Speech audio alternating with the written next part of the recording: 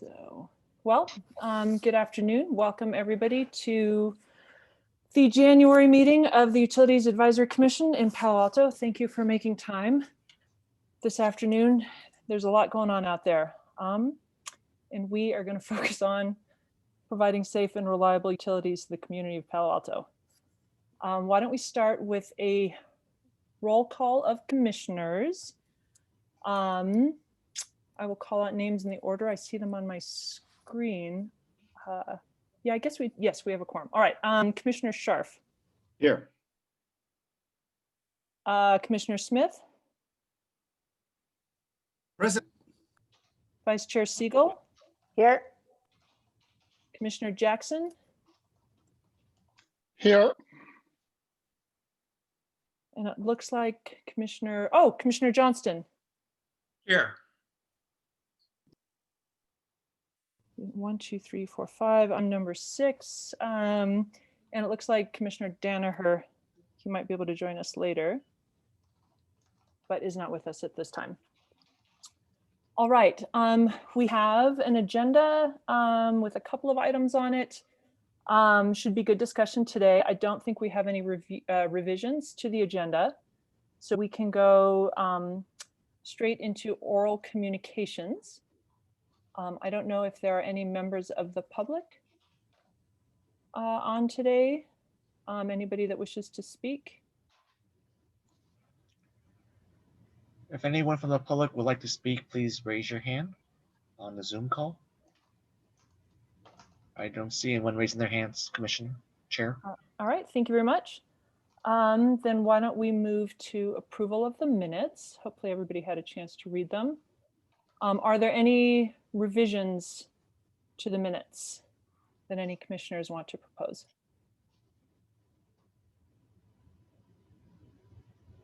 All right.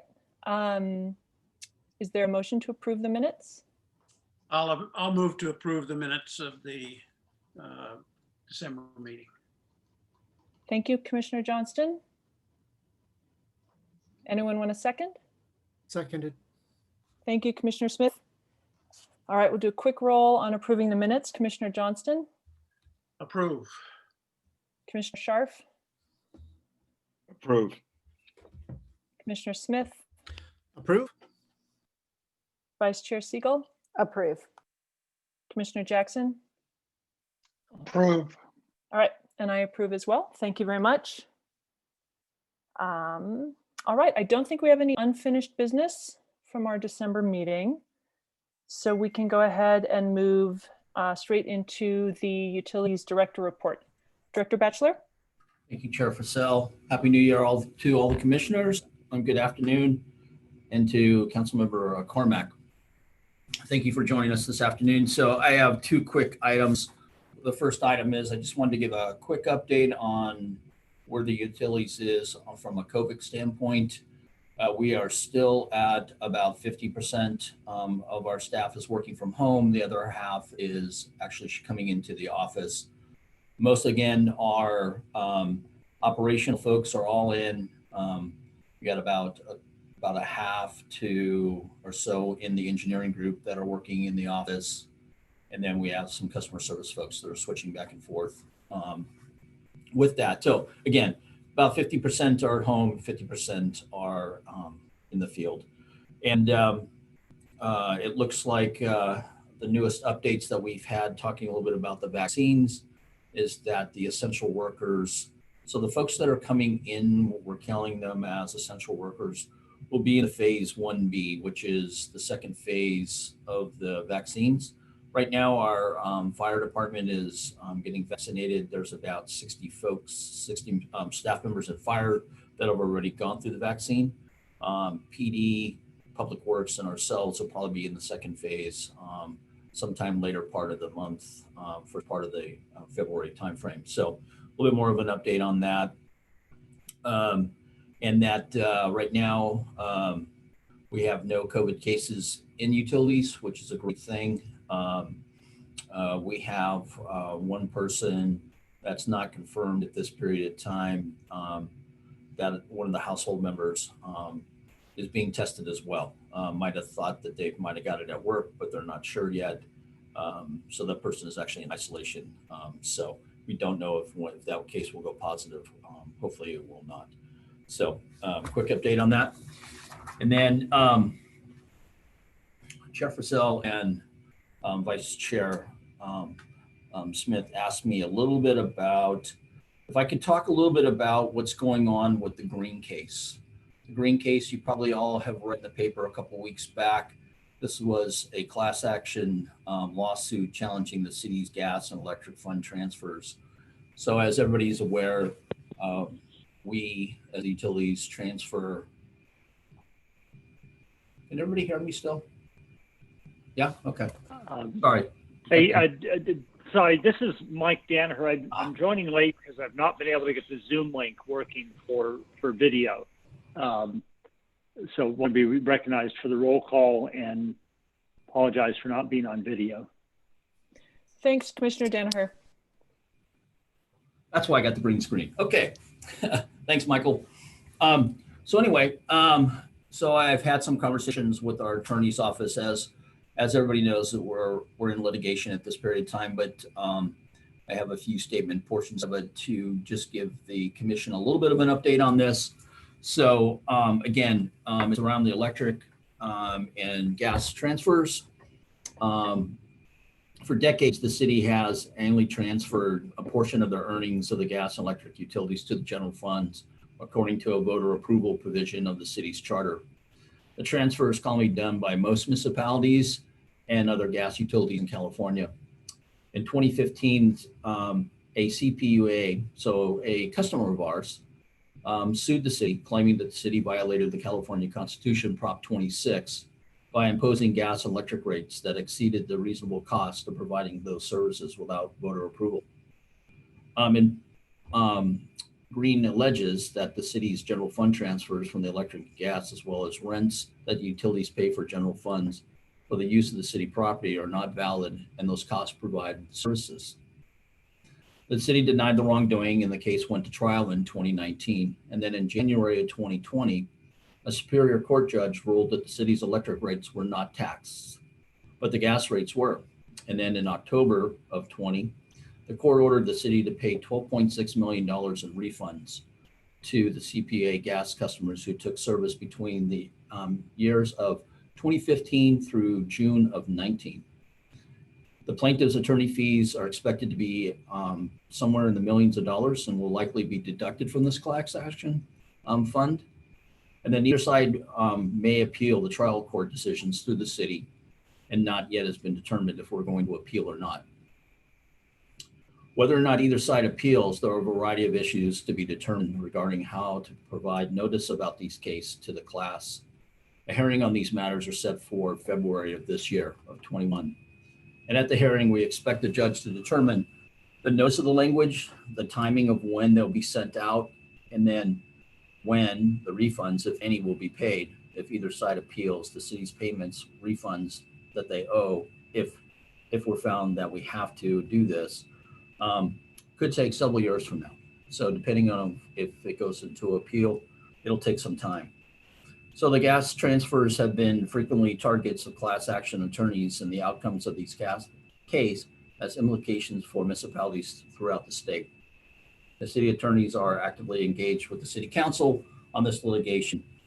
And as more comes out of this, then I'll be able to post and give you some additional details as they come available. Like I said, the big thing will be is this date of February 21st. We'll go back to the judge and make the determination on how that notice of language will go out. Some of it is we'll have to find customers that fell within and moved away from the city in 2015 to 2019. We have records of those, some forwarding addresses and things like that, but we'll need to notify those customers. It could be done through bill stuffers. It could be through actual letters being sent to people. There's a possibility that there could be some language in there for opt-outs. Folks that feel that they don't want their refund off of this $12.6 million that has been identified. Again, that's if we have to pay that full amount. What that's going to look like if customers decide that they want to opt out of the lawsuit. So I think the thing is that we'll hear more in the coming months. And then at that point, we'll see if we appeal or if we do not appeal from the city's perspective. The funds will have to come out of the general fund. They will not come out of the utility funds since they already were transferred into the general fund.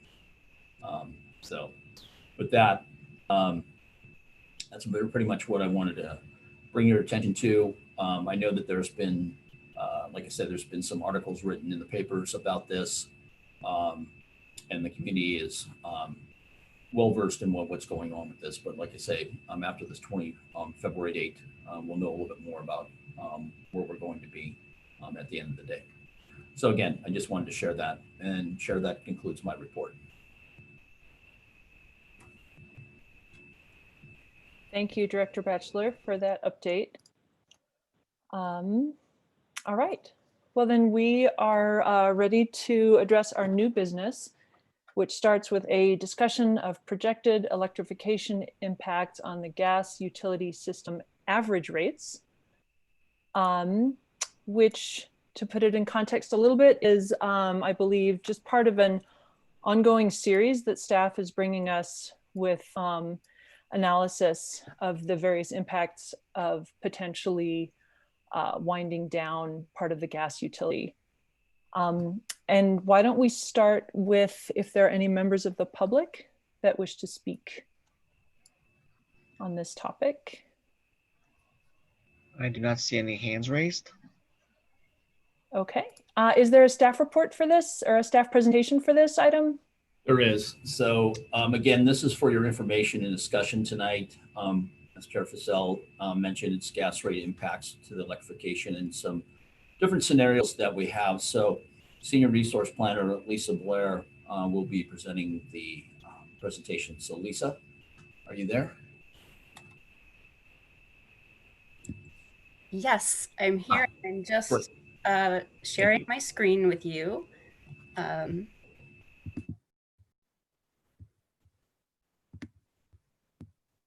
Can you see the presentation? Yes.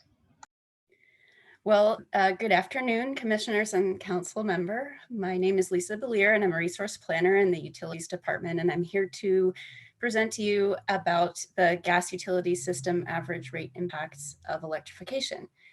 And before I go into the analysis, I just wanted to provide a few qualifiers about this analysis. This is basically a back of the envelope type calculation, and so final costs may differ from this analysis significantly, but it is intended to be a first estimate to identify areas where future analysis and investigation is needed. The scope is limited to examining utility costs, and it does not touch on customer costs of electrification. And the focus is on the system average rate impacts, the total gas utility retail sales, revenue needs divided by the total gas use in therms. So with that, I'll go to the second slide. And here I'm going to give a little bit of background before I go through these scenarios. And I just only have 3 content slides, so it'll go pretty quickly. In 2016, Palo Alto City Council adopted the ambitious goal to reduce the community's greenhouse gas emissions to 80% below 1990 levels, or the 80 by 2030 goal. The SCAP framework identified 2 main sectors that need to reduce greenhouse gas emissions to meet that goal. And one of the sectors is natural gas use in buildings, and the other is mobility-related measures.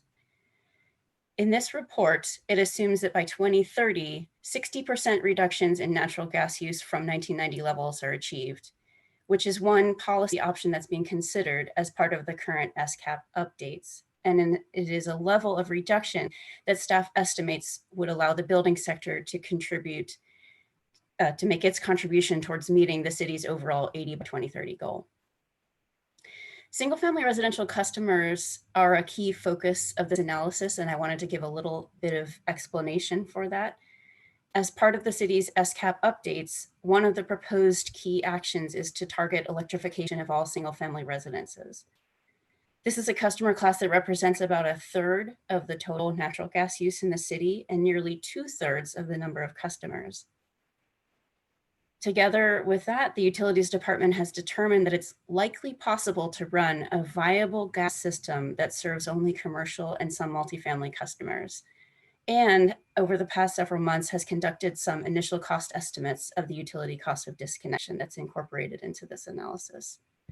So now let me just go through the 3 scenarios outlined in this slide. Scenario 1 assumes that between now and 2030, all single-family residential customers are electrified and disconnected from the gas system, and that other customer classes cut back in order to meet the overall 60% emissions reduction from 1990 levels. So scenario 1 is basically to pretend that it's 2030. The gas system is a skeleton system now serving only businesses and multifamily customers. And the scenario reflects the cost to the utility to run and maintain that system. Scenario 2 assumes that customers as a whole cut back by the same amount, that 60% by 2030, but no customers disconnect. So the gas system stays intact the way it is today, pretty much. Scenario 3 looks at 2025, partway towards the scenario 1 end point, to show what transition will be like to the smaller gas system. Scenario 3 incorporates a time period when only some full single-family residential electrifications have occurred, and the utility is still working on disconnections and paying for those. So this slide shows a table of the 3 scenarios and the impacts. To develop the system average rate impacts, I began with the cost and revenue projections in the city's gas utility financial plan for fiscal year 21, which includes projections in each cost and revenue category through 2030.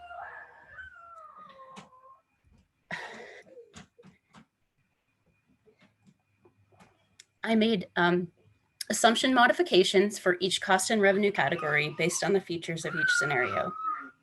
What I found is that in scenario 1, the system average rate in 2030 would be 16% lower with the electrification and gas use reductions to meet the 80 by 2030 goal than in the baseline scenario without those reductions. And key reasons for this rate reduction are the reduced size of the gas system and the associated costs to maintain, operate, and staff the smaller size system. And then in scenario 2, where the same overall gas use reductions occur, and in the same projected year of 2030, system average rates would be 52% higher than in the baseline scenario without those reductions. And basically this is because of the reverse of the reasons for scenario 1. Reductions are not realized in terms of reducing the size of the system, and the cost to maintain and operate this and staff the system are higher. So in scenario 3, this is the transition in order to get to scenario 1. And now we're talking about 2025, where the remaining customers have lower costs. There would be, where the remaining customers have lower costs by 2030, there's going to be a transition time period with higher costs for customers because of the costs of paying for disconnections. So in this analysis showed that in the scenario in 2025, the system average rate would increase by 17%. So some key insights from this work is that the difference between scenario 1 and 2 tells us that if we're going to reduce gas use enough to meet the 80 by 2030 goals, it matters a great deal to customer rates if we use a strategy that reduces the size of the system and the associated costs to run the system. If many single-family customers who can afford it electrify and reduce gas use but don't disconnect, this may raise the average rates for remaining customers, which would be a negative impact to all of those customers. Lower income residents in multifamily housing, as well as small businesses, may be disproportionately impacted by that type of a rate increase. Even if the city does reduce the system size by electrifying and disconnecting all single-family residential customers, during the transition to that goal, disconnection costs to the utility may lead to significant rate impacts for remaining customers. And further exploration of electrification incentives is important, especially for lower income residents. who live in multifamily units, as well as small businesses that may be faced with higher rates during the transition. Those are the points I wanted to bring out from the report, and I'd be happy to try to answer any questions that you may have or feedback that you have. Thank you very much. I'm scrolling through my Zoom screen looking for commissioners who look like they may want to speak. Commissioner Scharf? Hit the wrong button there. Yeah, I want to speak. I really appreciate the efforts on this, and it's really interesting to see where we're going. I guess we need to focus a little bit too on discussing the single family residents. There's a lot of people who live on fixed incomes. I mean, the cost to electrify, I think we really do need to not just think of people who lower income Palatins and multifamily dwellings and small businesses. I mean, there's a lot of seniors in this community. They've, are retired people. And I think this could be a huge burden. I think we'd have to start costing out what it would cost us to pay for everyone to do this. I mean, I don't think it's really realistic to assume that people are going to want to spend this money this way unless you tell them you're going to disconnect them, and telling them that you're going to disconnect them is going to create a lot of political anger. And so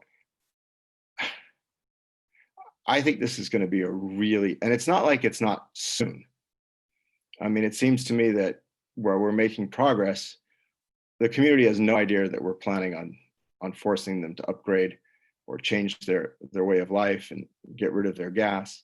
And I think that we really need to look at the political ramifications of this and how, because I know the utilities are spending a lot of time on this. And I'm just really skeptical, frankly, about what's going to happen is by the time we do all the analysis and stuff, another couple of years will have gone by.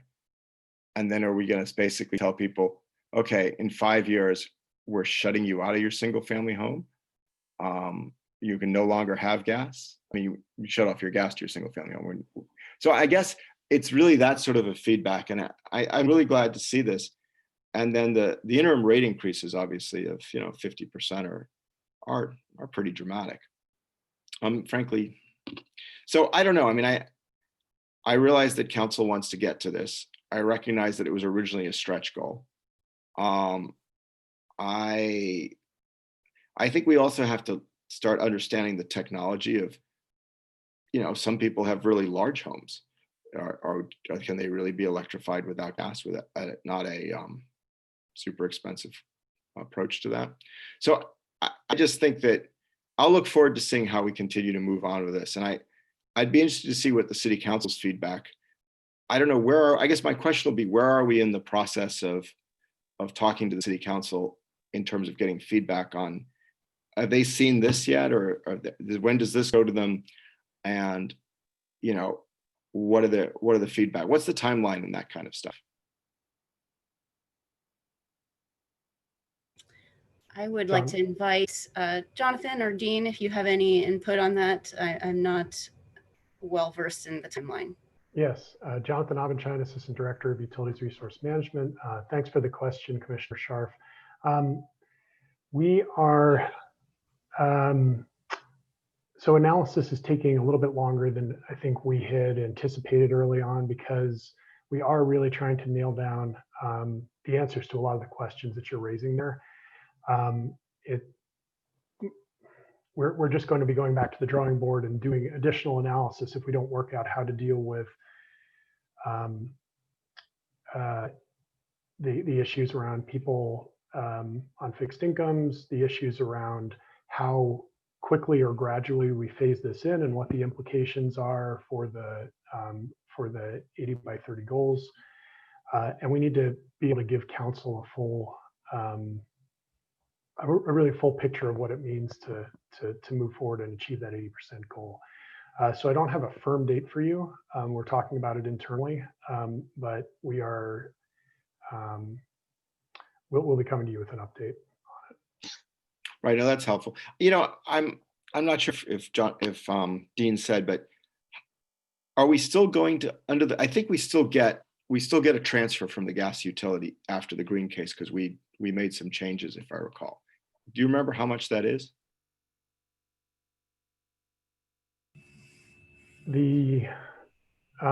So I can't speak to what's happening after the green case, but I can say that the transfer is roughly $6 million per year. So if we shut it down, Right obviously now. that would be a hit to the general fund of that amount. I guess it's not that big an amount, but it's I think that's also, I think there's obviously that cost that should be taken into account. And then obviously we need to think about how we make this palatable to people if we're going to go down this road. It just seems really super expensive to me of how we actually do this without creating, massive political protest. These are all really valuable insights and all things we're wrestling with right now as we try to finalize our analysis. But good work so far. I really appreciate the analysis. Thanks. Commissioner Danaher and then Commissioner Johnston. Okay, thank you, Lisa, for the analysis. It's good to see. I don't know that we've seen a figure for the cost per single family home of making the changes. We've seen the one of what it would cost at the utility end. It's in these reports about closing off the connection to the gas line. But in terms of putting in heat pumps, putting in electric stoves and the like, what that's going to cost, I think it'd be very important. And I think if the council has the goal of increasing the adoption, the major thrust of that's going to have to be finding a way to do it very cost effectively. My wife said she's agreed now to convert to an electric range, and that'll happen the next month, a couple months at our house. But we had someone in to give us quotes on doing the electric heat pump heater. It was close to $15,000. And this because of permitting and because of equipment and other things, installation and the like, and maybe we'll get a cheaper quote somewhere else, but it's a lot. And I know a lot of residents aren't going to, put up with that. So we have to find a way to make it feasible for people. And if our council goals are unrealistic because we haven't taken into account what the cost is per household, we ought to find that out soon and get those estimated costs. So I'll leave it at that.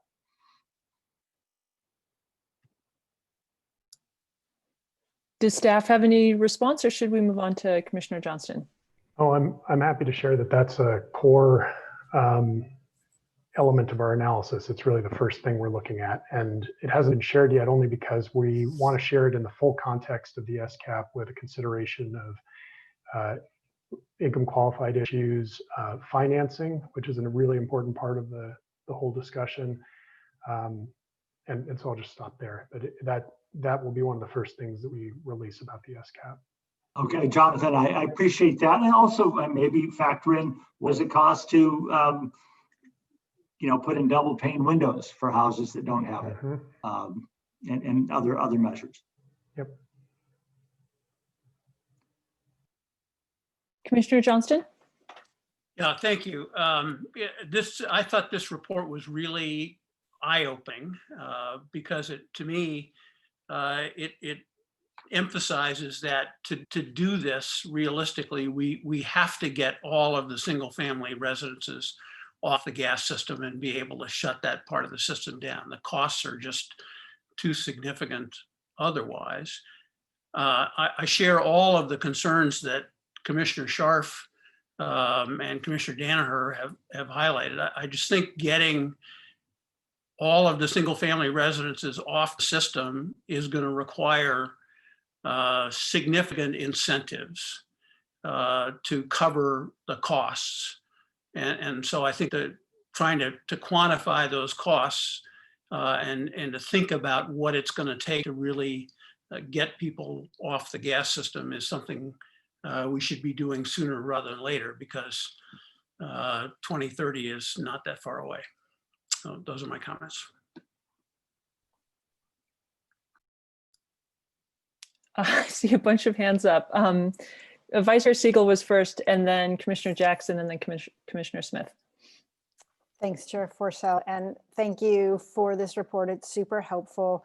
I'll echo everything that's been said before. And then just to add to that, it strikes me that the challenges that we have or we're anticipating by going off gas are no different than the challenges that any utility in California is going to have. Well, California has these lofty goals that may also require the entire state or at least some subset to go off gas. And I'm just wondering if there's something being done at the state level, either funding or considerations in a way that we can take advantage of that if we decide to go down this path. And just note the economics right now, it seems almost cheaper to buy every resident an electric car and get to our goals that way than to electrify with the economics that we're looking at right now, when you factor in what each household will have to pay to electrify. So I'm hoping we can find a way to change that balance. But thanks for the report. Okay, thanks for the comment. That's a good thing for us to look into even more.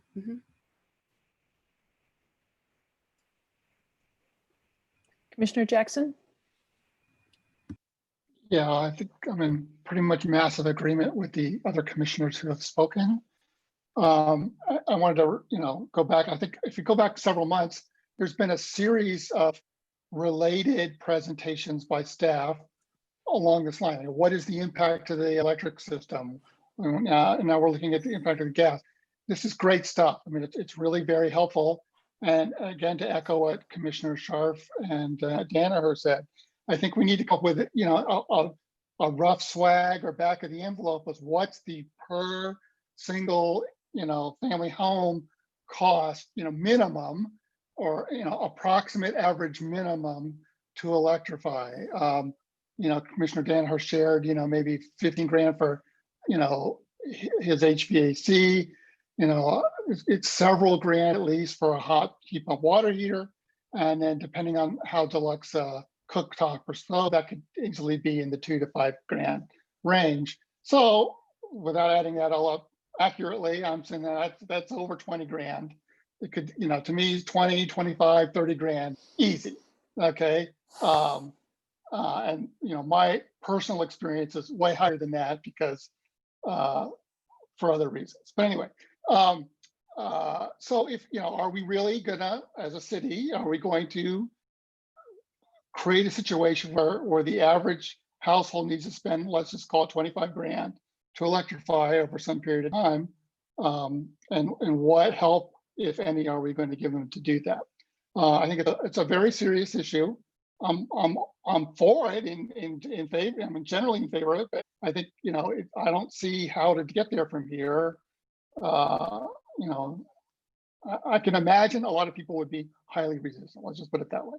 So, and if we're not going to do that, then why are we spending all this time analyzing it and thinking about it and worrying about it all the time? I'm not saying we shouldn't, but I think we need to come to some conclusion here, whether we're really serious about this or not. And if we are, then we have a whole bunch more work to do. But if we're not, then we can stop doing all this thinking about it and worrying about it because we're not going to do it. So we need to, over the next year, we need to sort of come to that point of clarification and conclusion and decide which fork we're going to take there. So that's my encouragement. I think so. So I guess I think what Jonathan and Lisa and other staff are saying is that they're working on this single family home average cost, and I look forward to doing that. I think this all needs to be bundled up and presented at the appropriate time and to council, and let's see what it looks like, and let's hear what council wants to do. It's a key item. I did one minor question to Ms. Blair about the scenario 3, which is so the 5.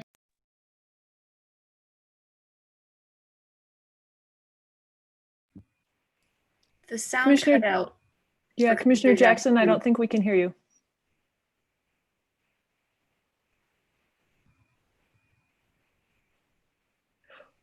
Why don't we let you work on your sound, Commissioner Jackson? We'll move ahead and come back to you. Okay. Commissioner Smith, and then looks like Commissioner Scharf has a couple more things to say. Thank you, Chair Fursell, and thank you, Lisa. This was a good read. I very much enjoyed it. Thank you very much for the work. And it's abundantly clear that there is a lot more work to be done. And I just want to echo fellow commissioners' concern about the cost of the single-family resident owner. That really is something that needs to be sussed out. If there is an expectation that the city is going to go all electric, the individual family home, single family resident homeowner needs to understand specifically what it's going to cost to get them there. Relating to personal experience right now, I can tell you my electrical panel would need to be upgraded. And as we've heard in the past from past meetings, it's not a small ticket to begin with. So that is a big piece of the puzzle. The other thing that I want to focus on, and I really enjoyed this, I like the way we approach this from an assumptions perspective, because I do think it zeroes in a lot on some of what we are already hearing are going to be some of the major concerns associated with going to all electric. What I would like to focus on is a little bit about the assumptions associated with the cost. You highlight in your footnote on page 5 that the cost of disconnection was estimated using a high-end cost estimate in the electrification impact study of $53.7 million divided over 9 years, or approximately $6 million per year. That is expensive, but there's some underlying assumptions in that cost. Can you highlight quickly what disconnection means based upon your analysis? Yes. So this was from Liz Oliphant's analysis from the summer that was presented to you earlier, and her conservative estimate, as it says in the footnotes, about 53.7 million total, or about 3,600 per single family resident per home. And it means in her analysis that the mains are sealed at their valves, but also each service line is individually sealed and the risers and meters are disconnected for each single family resident. And the cost estimate is based upon the work being completed by a City of Palo Alto utility crew. So those are some of the assumptions from her study. Fantastic, thank you. And I can certainly understand the need to remove the meter. And this is, quite frankly, I'm just not familiar. Is there, and this may be an elementary question, I apologize, but I'm not certain I understand the need to seal. If there's nothing in the pipe, there's nothing in the pipe. Is it rodent concern, or is it gas leak concern, which is odd, but okay. What is the concern? I am going to defer to someone else on the team if anyone has a comment about that. I'm not the right person to answer the question. So Commissioner Smith, so right now today, what we end up doing is that we seal the old pipe from protection of the pipe itself, so there's no collapse at the end portions of it, because you're going to disconnect them from and pull the valves, close them and pull them out, so there's no collapse on the roadside portions of it. So they usually just get plugged maybe about the first 3 feet or so. They put a balloon inside and then cement cap that end off.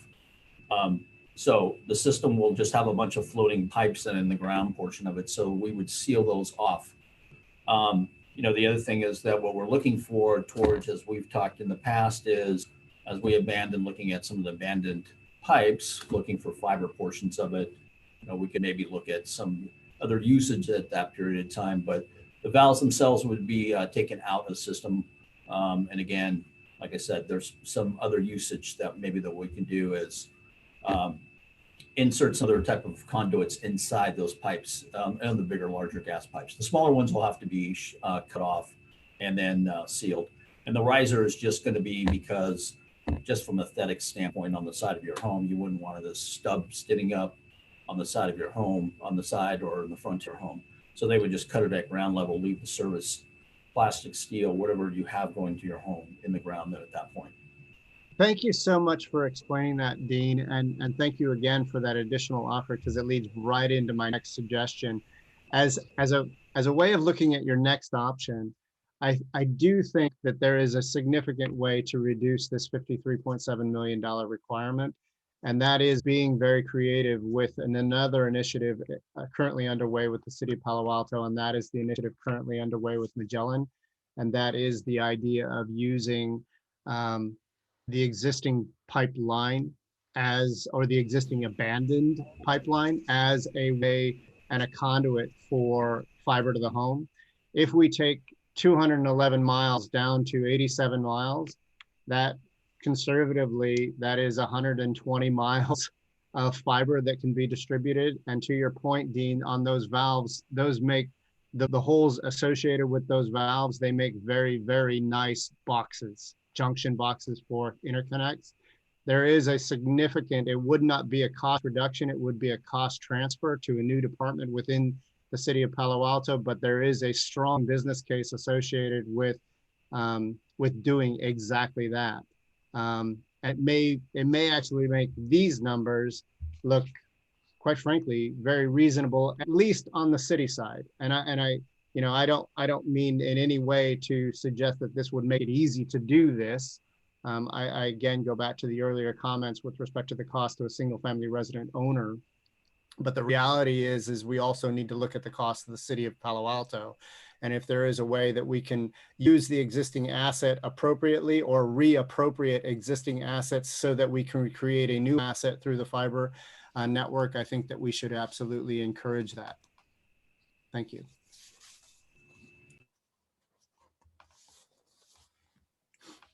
Thanks, Commissioner Smith. Commissioner Scharf? You're still on mute. All right, sorry about that. For some reason, my mute button seems a little weird on this computer. So I did want to follow up. Commissioner Jackson, I thought, made some really good points, and I thought he was going along this line that he got cut off, and it was making me think a little bit about our role as a commission. So this is an interesting one. I'm like 75, 80% sure this doesn't work.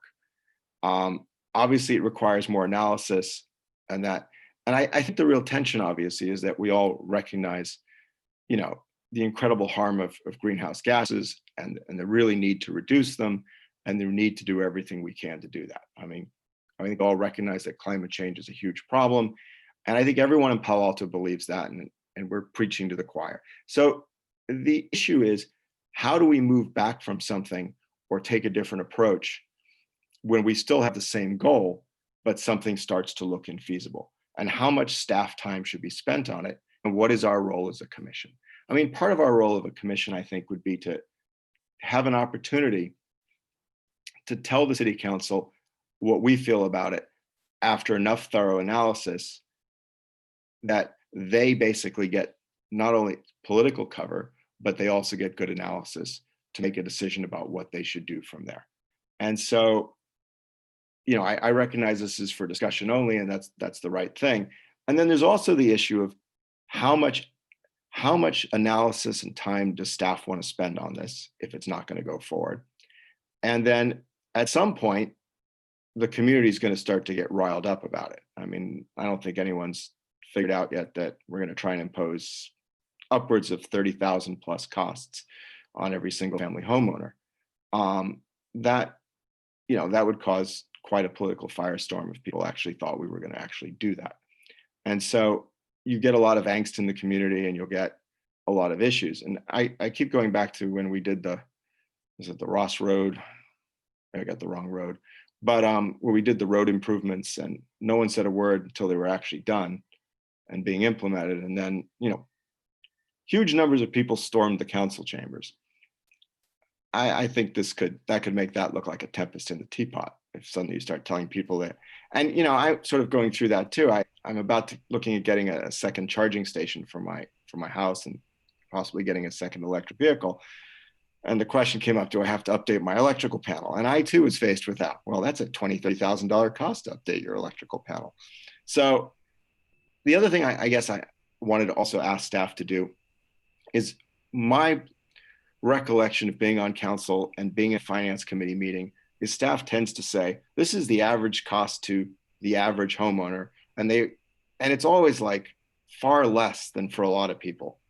And I mean, I think it's going to be really hard to go out there and judge how many people have really bad electrical panels because their houses haven't been remodeled in 30 years. And how many, I think a lot of that, I don't know if we have that data, but just collecting all the data and actually figuring out what this is really going to cost. Is it a $30,000 issue to upgrade your house, a $50,000 issue? I think it's going to be really hard to get that data. And so I think that staff, one of the things staff needs to figure out is how much analysis is enough that we can come back to the UAC. The UAC can then say to council, we think that this is worth continuing to study, to spend more money on it, or no, it's not. And then council needs to make some of those decisions, and they can come back to us and say either they want to move forward or they don't want to move forward. But I do think that we need to bring that sort of value to council on something like this. Thanks. If the chair would like, I can respond to that. Yeah, please go ahead. So I guess I'd say that we're within, we're very close to completing the analysis. We're about I would say 4 to 6 weeks out at this point. And so I think there's real value in completing the analysis. At the end of the day, we have to achieve 80% reductions at some point. Whether it's done by 2030 or not is an open, is the question for discussion. But we do have to make these reductions at some point to avoid catastrophic global warming. And so completing the analysis gives this council and future councils the information that they need to think about this.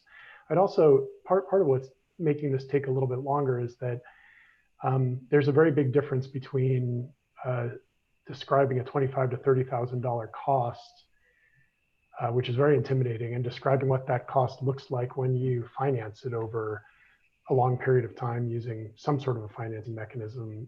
Utility on-bill financing is certainly an option that we can look at. And so, and also, you also need to take into account what's being avoided.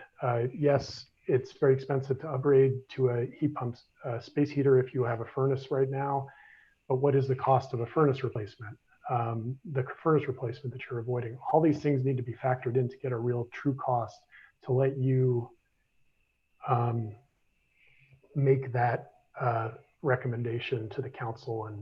And so I think we're close. I think you're going to be seeing something in the next few months that you'll be able to sink your teeth into. Well, I appreciate that. That's great. Also, I could add to Jonathan, Commissioner Scharf, is that one of the things that we've been doing for the last, I think it's been about a year now. One of the recommendations that came out of an audit that we had done from a metering audit portion of it was that we should start looking at size of meters, identify boxes, things like that for gas and also for the water. But we took it a little bit further because of what we're going to do with the AMI. And so we have a contractor on board that will finish the audit of the whole entire system that took a look at all of the utilities, looked at the size of the mains, the size of the meters, where the boxes are located at. So they've got photos of all these different types of equipment that we have out there. And that should be completed here within the next couple of months. So we'll be able to tell that what size main is on pretty much everybody's home. We'll have a good information on that. And like I said, that's been ongoing for about a year now. And so we'll finish that up here in the next couple months, and we'll be able to tell what customers have today. And, if this is something that we do move forward with and look at if they need to increase that 60 amp main to a 200 amp main because of all this new equipment, or if they have a 200 and they need to go to 400, then, we'll be able to kind of tell that. So I think that you're right. I mean, we always do come back and say what the average cost is, and it seems to be fairly low. But I think that there's, some pretty good information that will be coming up. And as Jonathan mentioned, is that some other analysis that should be able to come out within the next 3 to 4 months, 5, 6 months at the most, and be able to answer a little bit more of these type of questions. And then I think at that point, then is the idea then is to go to council. And then, give them an opportunity to take a look at all the analysis that was done. Thank you for that. I really appreciate it.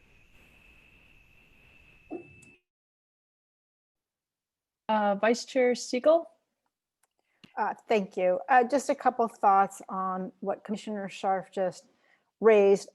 I guess I would say I would like to see more information, because at some point we're going to have to go through pain to meet these greenhouse gas goals. And let's know, I don't know, maybe there's a way to quantify, per CO2e, I don't know, reduction or avoidance or whatever the right measurement is to throw into these evaluations, because we have already addressed, as I understand it, most of the low-hanging fruit, and now it's going to get hard.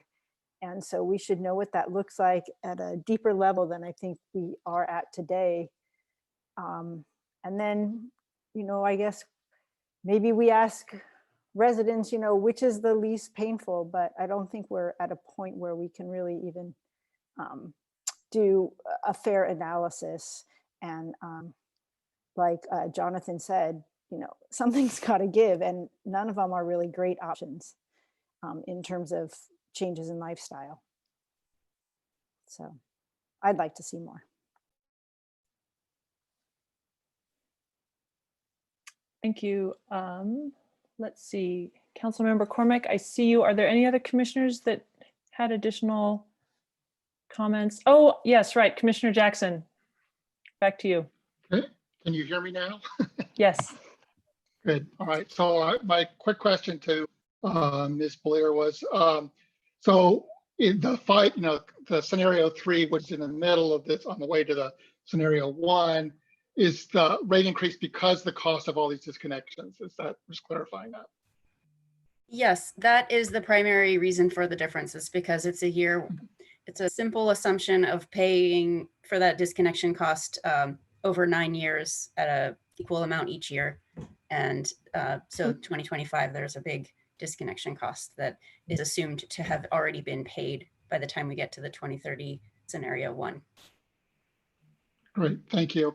And I just wanted one more last reaction to Commissioner Scharf and others, is that, so yeah, I mean, I'm all in favor of the UAC taking a look at all these reports we've been getting from, and the future ones we're going to get from staff, and coming up with our own opinion and sharing that with council.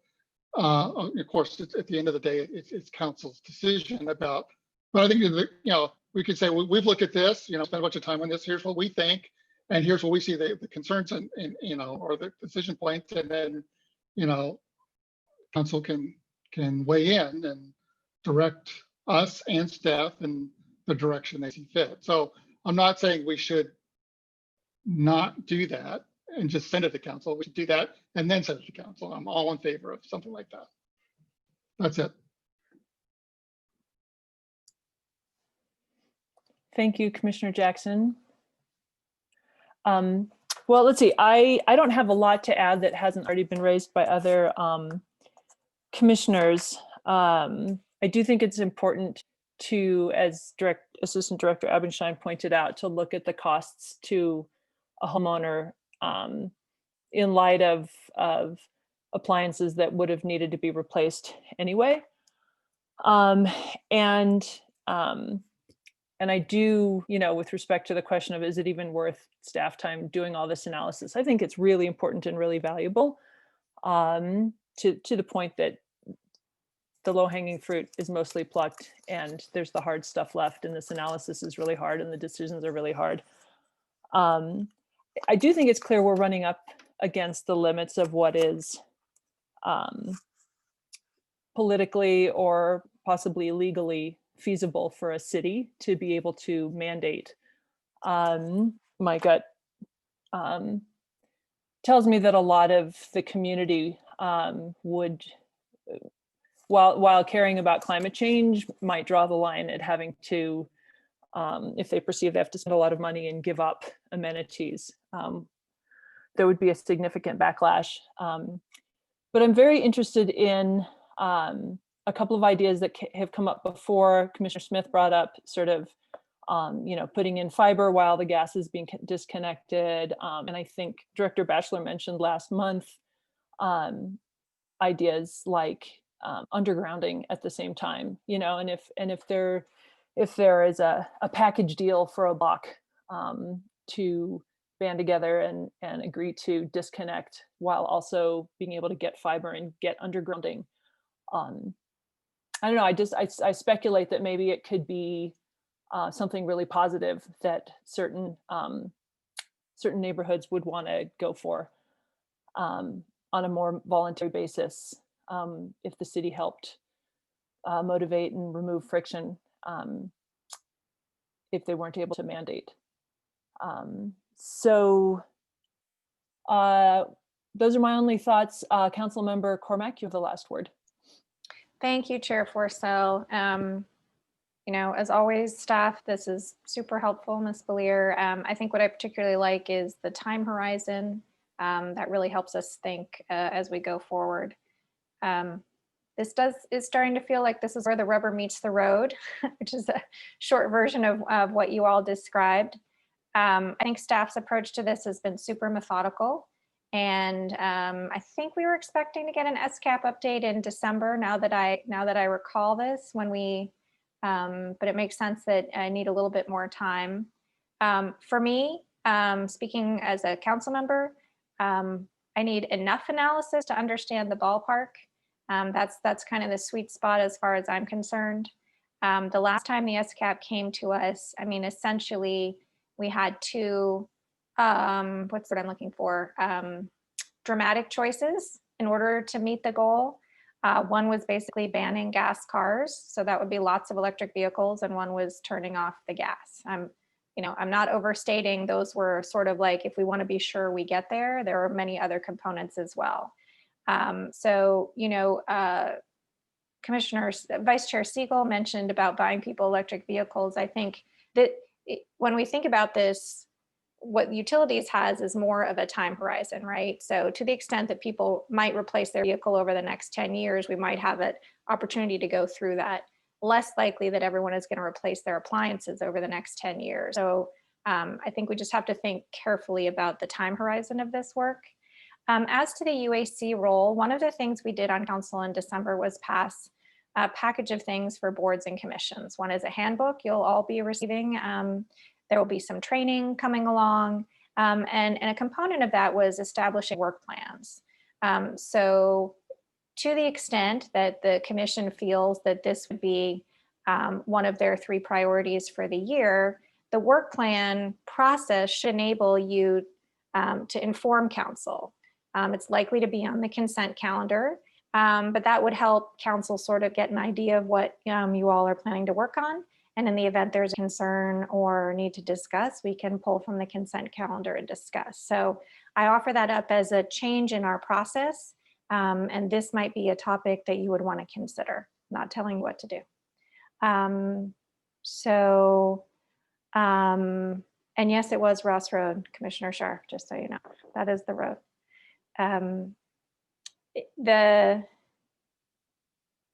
It sort of depends on how we think about this. If we think about it from a sheer cost perspective, or if we think about it from like, what are we doing to position the utilities, the people who use the utilities for the next 50 years, right?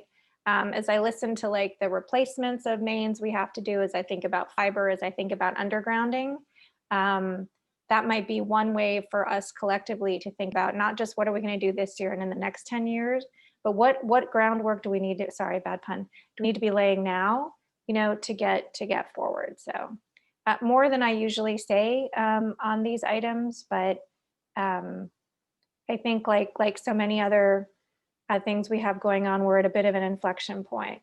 And then just with respect to council time, energy, and agendas, this is our long-term crisis we're working on. We're still in the throes of our short-term crisis. So, I believe that council will look to this commission, as we do to all of our boards and commissions, to help us make these tough decisions. Thanks. Thank you very much. I think it is time to move on. We're running a little bit behind. Luckily, today's a short agenda. So we have our other topic, discussion and update on life cycle emissions for gasoline, natural gas, and electricity consumed in Palo Alto. And I will first ask if there are any members of the public wanting to speak on this. Is it possible to clear the screen from the last slide? Oh, yeah. Lisa Villier, if you can stop screen sharing. Yeah, in the meantime, there You are might have had to step away. Sorry, Dave Yuen? Yeah, there are no hands raised in the public. No so hands we raised. Is there All right. Maybe we can help stop the screen. Hold on.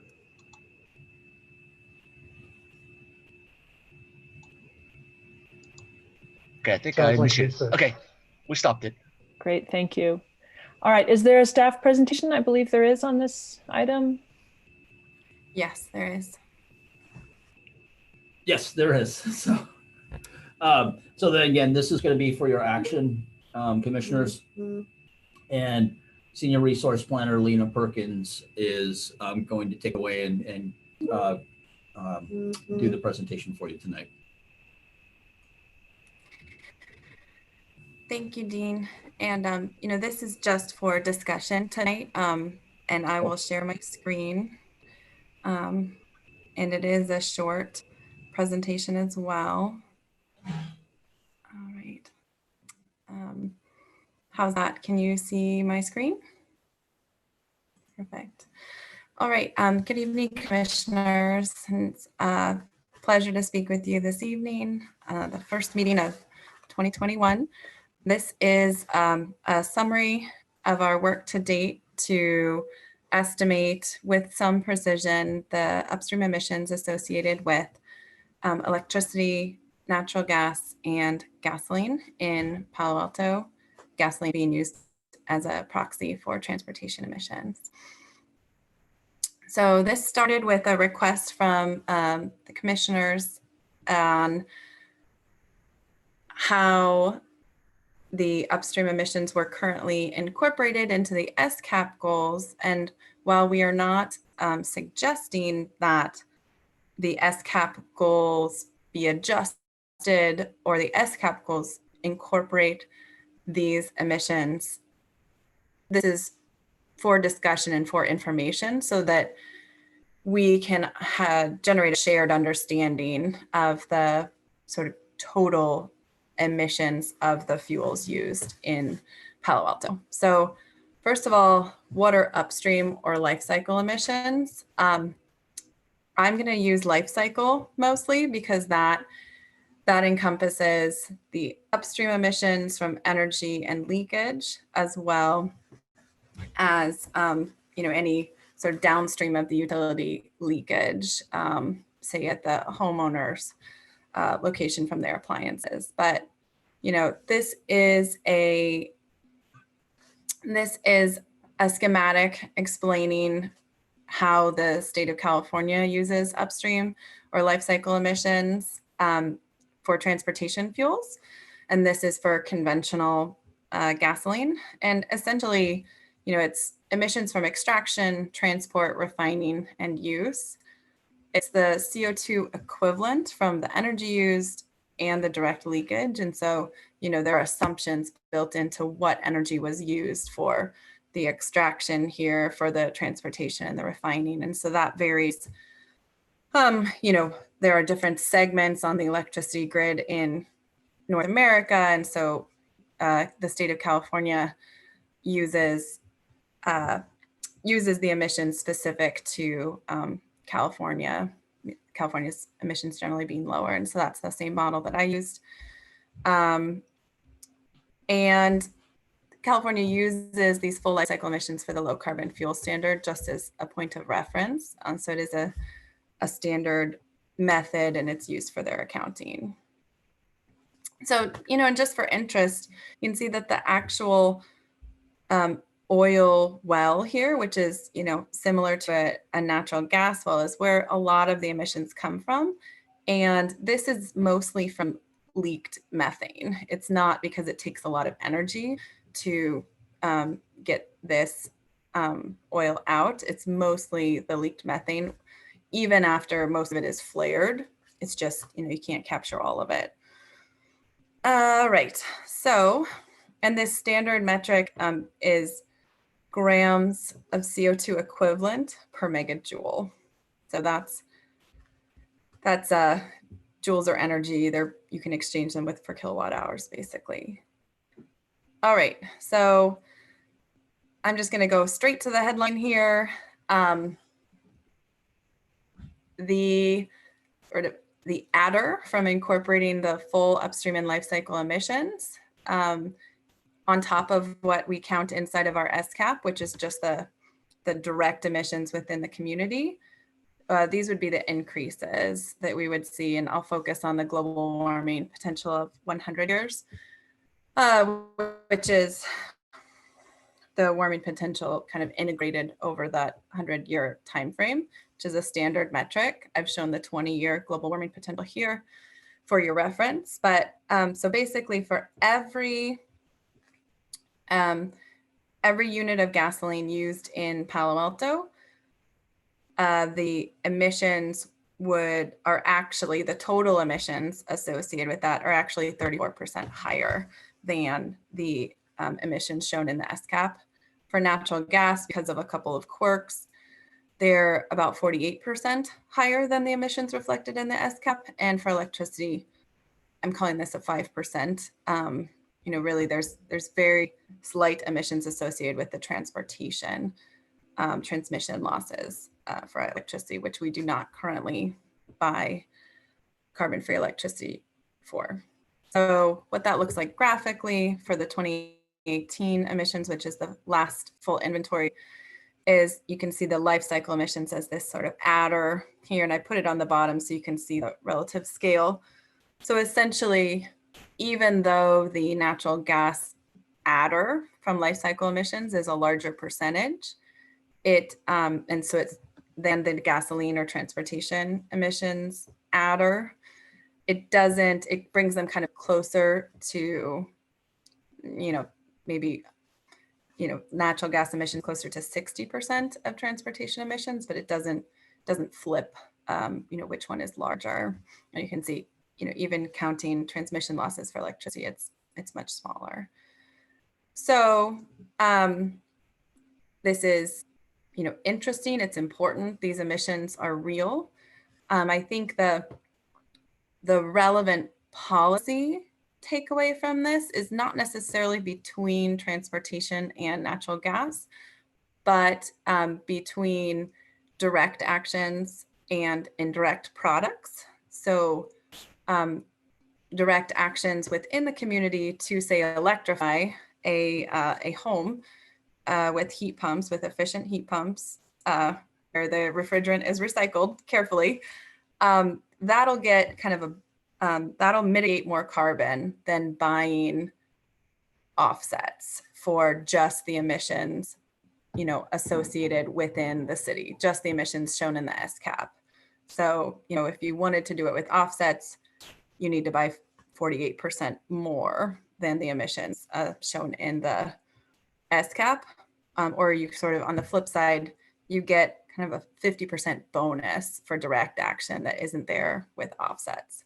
So that's just something to think about. It doesn't mean that one is better than the other, but if we're trying to help our community understand the trade-offs between these different products and the total carbon footprint associated with our choices, here are the numbers. And some next step, here you go, some next steps. I think as a utility, it's reasonable, and many utilities are looking at total emissions when setting incentives for voluntary programs. This is total emissions are what are used for the International Panel of Climate Change, and the state of California is looking at total emissions, so that's reasonable. And then also just for calculating our impact of different programs. And then I think the really interesting thing might be to work with, some of these environmental groups or even the EPA, because they have different tools for like build your way to a climate neutral or, you know, carbon free lifestyle. And most of them are actually missing electric heat pumps for space and water heating. And so that's just, you know, we can work with existing nonprofits or others to sort of tweak their tools, because we really are, you know, we're Palo Alto, along with others, is at this moment where these technologies have come far enough and are commercially available and are nice enough that's another option. And it does help, of course, the cost effectiveness as well when you're mitigating 50% more carbon than you thought you were. So that is, you know, the end of my presentation. The numbers, if you want to see them in the gram per megajoule, are here. If you want to pick those apart, and I'm happy to take your questions. Thank you very much, Dr. Perkins. I'm scanning the screen for virtual or actual hands.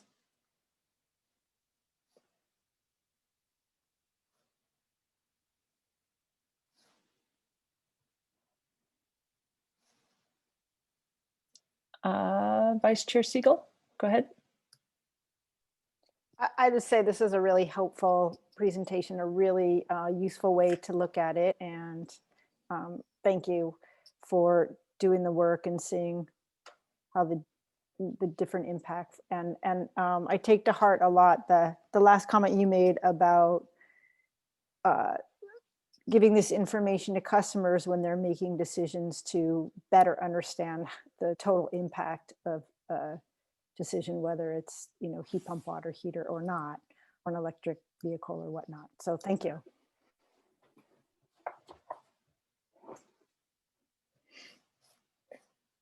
So I had a couple of questions. Oh, go ahead, Commissioner Scharf. Were you about to raise your hand? We are on mute, so we can't.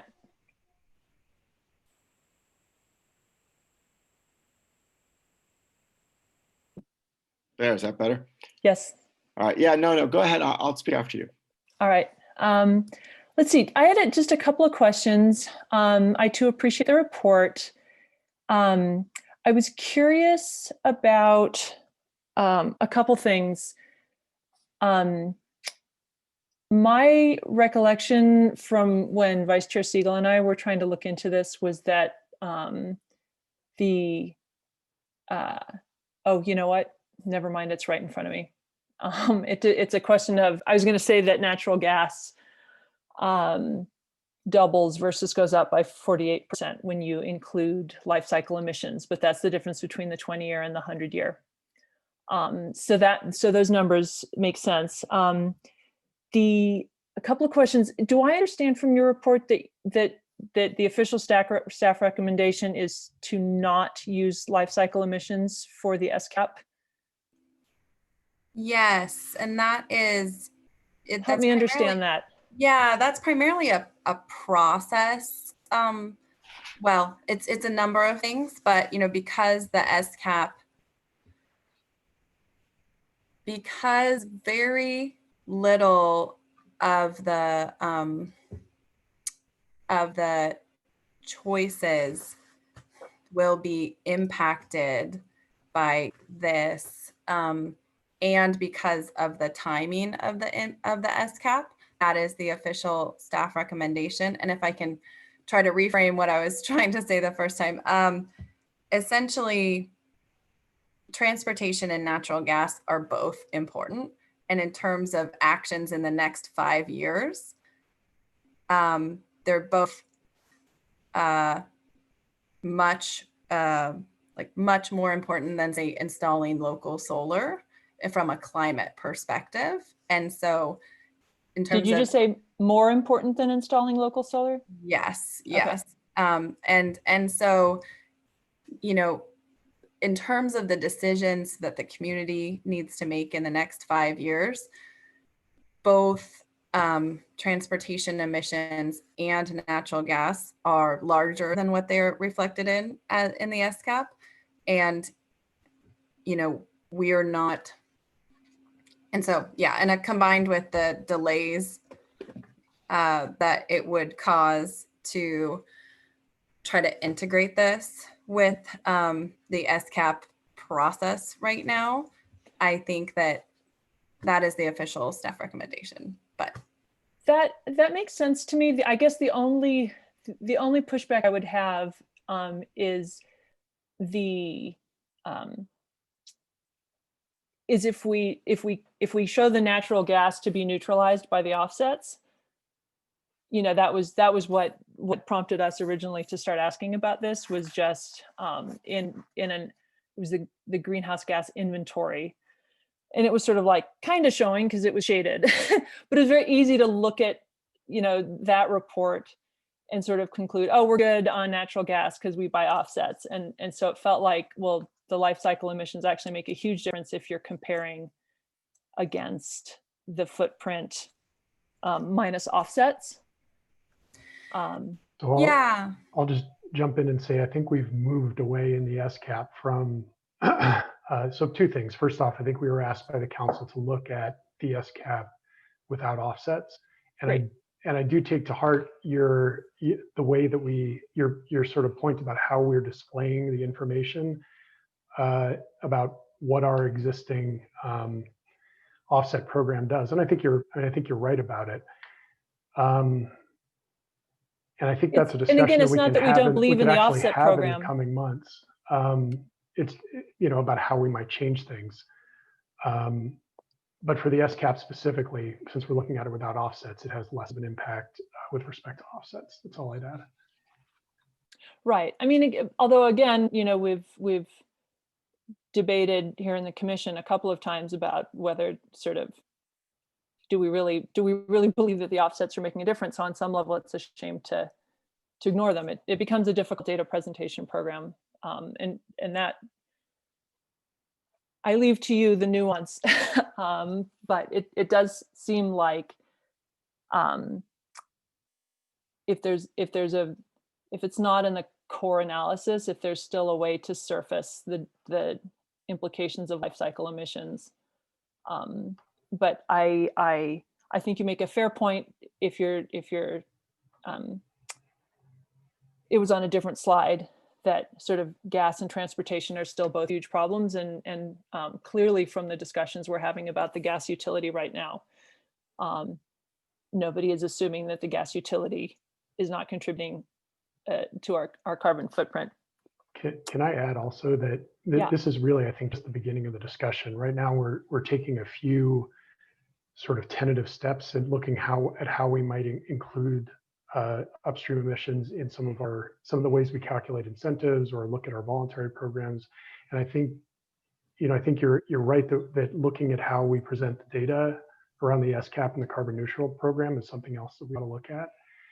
And while we might not be able to include it in this SCAP, I think this analysis got us, combined with some other insights that Lena, that Dr. Perkins has had about the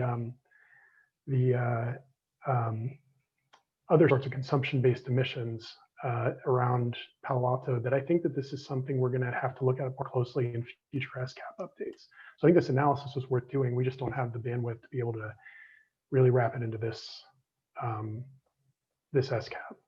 Fair enough. I know there's a lot of work going on and there's a lot of complexity to it. I was interested to see in the report that ICLEI does recommend, I forget exactly how they put it, encourage the inclusion of livestock. Can you remind us what is ICLEI? ICLEI is the standard that communities use to do comparable greenhouse gas inventories, so they can compare communities to one another. And so they're an organization, gosh, ICLEI is Oh, international. I'm going to have to go into whatever the acronym is. I was trying to look online and I couldn't find it, including on their own website. So I won't make you remember it. But if it's not on their own website, then I feel like I'm absolved. Yeah. And just one more point. I do think we can communicate this as part of the story without wrapping it into the SCAP, which the SCAP, one of its primary roles is to provide CEQA analysis and certification. And so, and that's what some of the complexity there. And so I think this is really valuable for communication. And I also think that, there are kind of emerging best practices for communities and for companies. And there are so many very difficult areas for consumers to exercise direct control over that we have large carbon footprints from. Think of where you buy your car and what you eat and where your food comes from, and if there's no carbon negative tofu option, right? You buy organic and you kind of hope. And so that's actually where a lot of nonprofits such as the Natural Resource Council have said, do everything directly that you can. And then if you really want to zero out your carbon footprint, buy offsets for the things you have no consumer power over. So I think that offsets are a really good fit for those things where we don't have, where consumers don't have choices and they can, so I just think that they are not without value, but they are not the same as taking direct action. Yeah. Duly noted. Thank you. I had one other comment and then we'll see if there's anybody else who wants to chime in. Just on the question of using the 20-year versus the 100-year. And I mean, there are a lot of fair points, including that the EPA and CARB, if they're still using the 100-year. And I read the climate analytics piece that you had a footnote to in the report, which I've seen that argument before, and I guess I'm not a climate scientist and shouldn't pretend to be one, but there does seem to be, there seem to be good arguments on both sides, including that avoiding warming sooner keeps certain species alive. For it's like if you eat the warming up front, once the polar ice caps have melted or accelerated the pace of melting. I'm not an ice scientist either, and I'm not a biologist or zoologist. But I don't know. I guess I still feel like there are good arguments on both sides for 20-year versus 100-year. So I very much appreciate having both of them in this report, and I hope that's something, to the extent that it's not a huge burden, that we can keep seeing when these issues come up, to have the two side by side. Although also thank you also for including the link to that Nature paper. Like, if the climate scientists come up with a single number that incorporates everything magically all in one go, and the academia and industry move in that direction, it's great to keep an eye on that as well. Yeah, and I would just add that I think the number that everyone's sort of trying to get to is, how much better is it for me to act today versus tomorrow versus 10 years from now? And that's not exactly the 20-year, the 20-year you kind of hope sends that signal, the 20-year global warming potential, but I think they are getting at that number more closely in some emerging research, from a dollars perspective. And I think that'll be a really compelling number to see, because the cost of adaptation might be significantly less, because the pace that adaptation needs to occur might be significantly less for early action. So like, once we start talking, infrastructure costs, all these things, then, we would like the less adaptation required and cheaper option. Yeah. Absolutely. Well, thank you. Thanks for putting up with my lengthy comments. I appreciate it.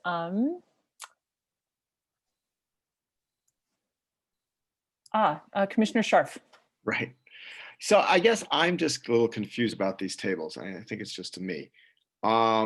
So I'm confused as to why when we look at California gasoline, natural gas, electricity, you know, first natural gas is less than electricity here. Is that just because there's so much less natural gas used and this is total in the state? Is that the answer? Sorry, this is on a per energy usage. So this is like per unit of heat that you can get out of it. And so it's just because there's less carbon in natural gas. It's a CH4 versus gasoline, which is like a lot more carbon in there. And Fair enough. But what about electricity? I mean, it looks like this looks like natural gas is better for the environment than electricity. And we know that's not true because we're I guess it's just because our portfolio statewide is so much higher in brown energy. Well, and the other thing, these are the numbers that the state uses for transportation, and they use these numbers for gasoline and electricity. But the kicker for electricity comes in because electric motors are very efficient, and a gasoline motor is like 20% efficient, 25% efficient at best, taking that BTU of gasoline and putting it into mechanical power. And so these are just fuel sources. This is the California mix. And, if you're looking for tailpipe emissions, this is a well to wheels analysis. And so this is a well to pump analysis, basically, because I'm not looking. Yeah. So that's what these numbers are. And so it says, okay, for the unit of gasoline and the unit of electricity delivered to Palo Alto.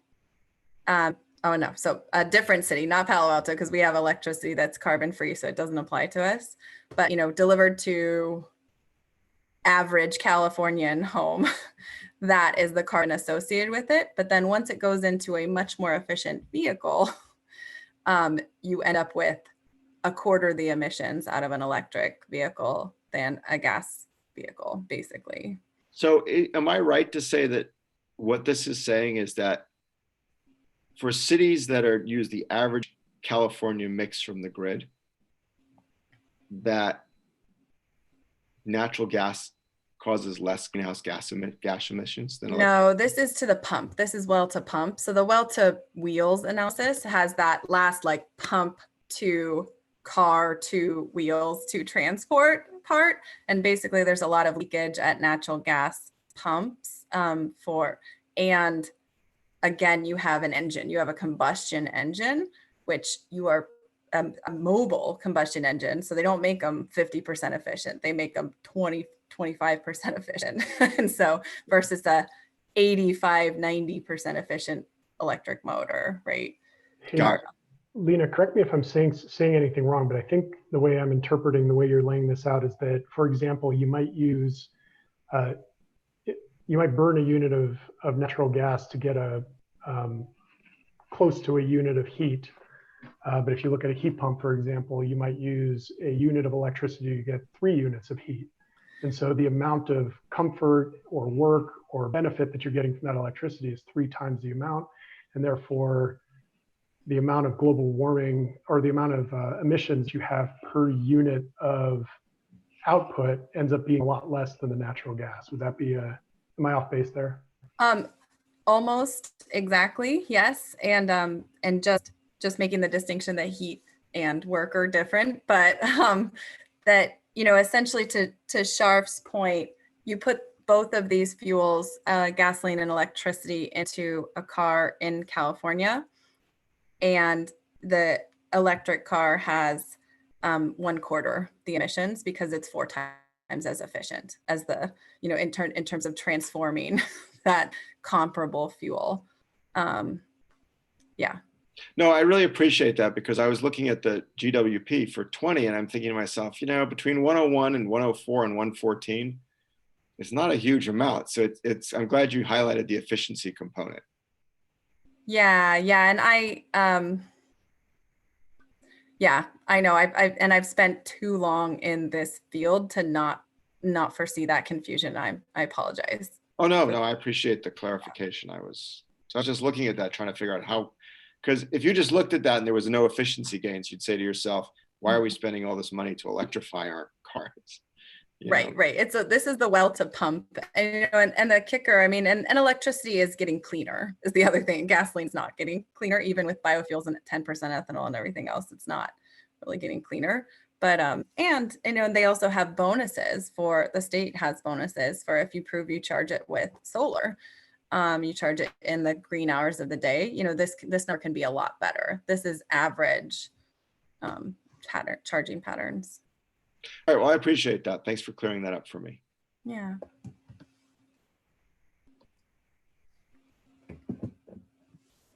Are there any other commissioner comments, questions?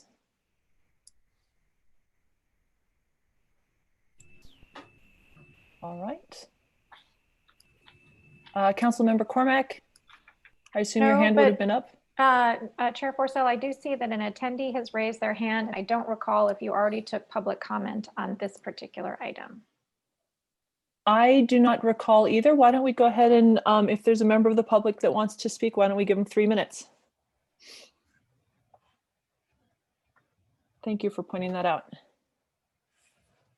Mr. Gary Lindgren, please announce yourself and speak, I guess. Yeah, go ahead, Mr. Lindgren.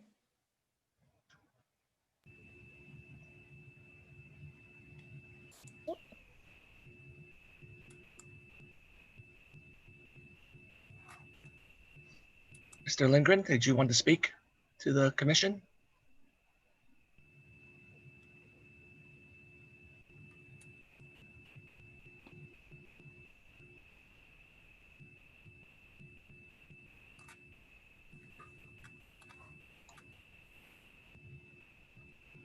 Oh, let's see. I think I might have muted him. Let me try again. Ask to unmute. Okay, can you hear me? Yes, thank you. See, how much did you hear me? Or we didn't hear anything, so go ahead and start over. In Palo Alto, half of our electricity comes from natural gas. We're connected to the grid, just like Menlo Park, Mountain View, and no difference. I know this is a big argument that we buy all this electricity with solar and water power, but that's the way we pay for the gas, for the electricity. The way we use it is right from the grid. And I'd like to get some comment on that. Hi, Gary. Yeah, my colleague Jim Sack and I undertook an hourly analysis of our loads versus our resources and the also the average grid carbon intensity of when our loads are there and our resources are not. And so and what we found, although the resolution was only hourly and not instantaneous, was that we are neutral or even carbon negative, in 2018, 2019. And that's largely because our dispatchable hydro resources are showing up on the grid in those dirtiest ramp hours in the evening where the sun is going down and people are getting home and cooking dinner and everything. So on an hourly basis, if you look at marginal emissions, we would actually be contributing more carbon-free power and have a net negative carbon impact on the grid with our resources that we finance and procure. If you look at average grid emissions, not marginal, we are essentially carbon neutral or carbon negative on an hourly basis for the last couple of years. That is, you raise a very real point that we do pull from the grid, but our net impact on the market and on the carbon intensity of the market is such that we procure enough electric resources, we're actually helping to green up the electric supply of people who buy market power, such as Menlo Park. Yeah, I'll have to get in touch with you and talk to you about this, because this is a big, important point that needs to be established. Sure. Thank you, Mr. Lindgren, for your input. We're going to go ahead and move on. And thank you, Dr. Perkins, for an excellent presentation and discussion. Really appreciate it. Great. Thanks so much. Bye. Thanks, Lena. We are on the home stretch. Do we have any commissioner comments and or reports from meetings and events?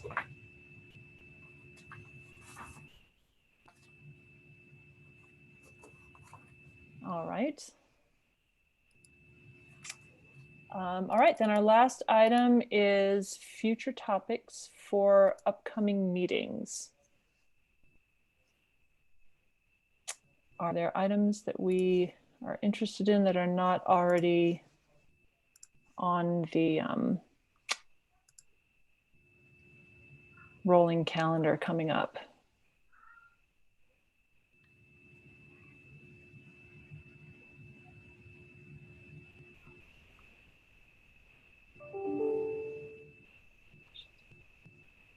Chair? Yes, sorry, Commissioner Jackson, go ahead. I'm going to ask this as if we can even discuss this. So I'm going to ask you as a question, is from a procedural point, is this something that can be discussed or not? And I was going to, so the question is that there's been a number of commissioners who's asked for a presentation about the permitting around electrification and things like that. And I believe that that is scheduled for our February meeting. And I have a question about or comment about that. Is that something I could make at this point, or that would be out of order?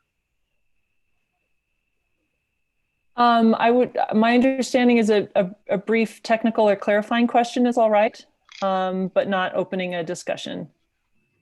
I'm not intending to open a discussion. I guess I would say that my understanding and experience personally to date is that, well, I guess so the question, one question is, I understand that somebody from the planning office will be coming to present. Is that a true statement? That is correct. Okay. And so obviously the planning group is involved in building inspections and publishing our zoning, our rules and regulations.